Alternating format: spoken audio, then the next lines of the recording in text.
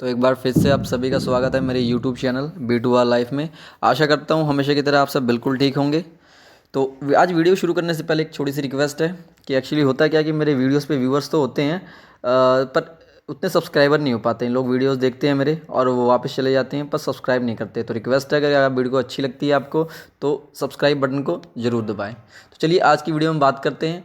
आज की वीडियो में बात करने वाला हूँ इनकम टैक्स के ऊपर कि इनका इंडिया, अगर आप एक इंडियन सिटीजनशिप हैं तो उस पर आपको कितना टैक्स पे करना पड़ता है आपको अपनी इनकम पे। अगर मान लो आप चाहे वो सैलरीड पर्सन है, आपकी इनकम का सोर्स सैलरी है, या आप एक बिजनेसमैन हैं, तो उस पर आपको आपकी पूरी ईयर में जो भी इनकम हुई है उस पर आपको कितना टैक्स पे करना पड़ेगा उसके बारे में आपको बताऊंगा डिटेल में। तो चलिए शुरू करते हैं वीडियो। तो ये एक न्यू स्लैब रेट है जो अभी इस ईयर के लिए अभी अमेंडमेंट हुई है, जिसमें बताया कि आपकी कितनी इनकम पे कितना टैक्स लगेगा। तो चलिए शुरू करते हैं। आप ये देख पा रहे होंगे यहाँ लिखा हुआ है ₹0 to 2.5 लाख। अगर आपकी इनकम 2.5 लाख तक की है तो उस पर आपको ये देखेंगे यहाँ लिखा है नील, आपको कोई टैक्स नहीं पे करना पड़ेगा। ज़ीरो नील, आपको कुछ नहीं पे करना पड़ेगा। आगे चलते हैं, आगे देखते हैं। यहाँ देख रहे अगला स्टेप आप देख रहे होंगे ₹2.5 लाख to ₹3 लाख। अगर आपकी इनकम 2.5 लाख से 3 लाख के बीच में है तो आपको 5% टैक्स पे करना पड़ेगा।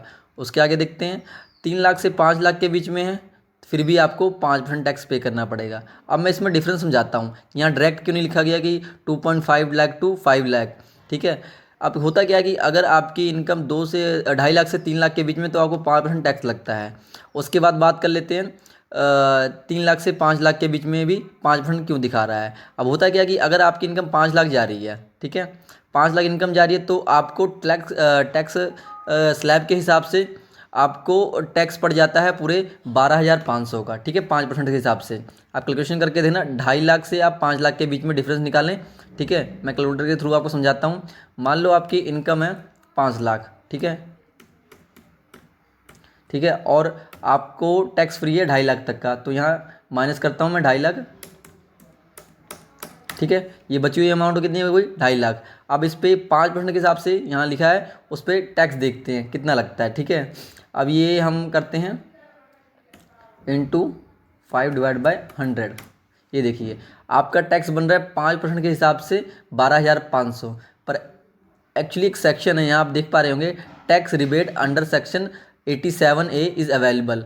इसमें क्या है कि अगर आपकी इनकम यहाँ तक की नील थी 2.5 लाख तक की, पर इस सेक्शन को अप्लाई करके आप 5 लाख तक का नील पे आ सकते हैं कि आपकी इनकम अगर 5 लाख तक की हो तो फिर भी इस सेक्शन का इस्तेमाल करके आप इसके थ्रू आपको रिबेट मिल जाएगा और 5 लाख तक की इनकम आपकी जीरो रेट मतलब नील हो जाएगी। उस पर कोई टैक्स पे नहीं करना पड़ेगा, ठीक है। क्योंकि अब क्या है कि 2.5 लाख के बाद 5 लाख के बीच में डिफरेंस बचा है 2.5 लाख का। 2.5 लाख पे आप 5% टैक्स लगाते हैं तो बनता है 12,500 रुपये, ठीक है। अब इस सेक्शन के थ्रू आपको 12,500 की टैक्स की छूट मिल जाती है, ठीक है। अगर आप एप्लीकेबल हैं तो आपका 5 लाख तक का इनकम पे कोई टैक्स नहीं है।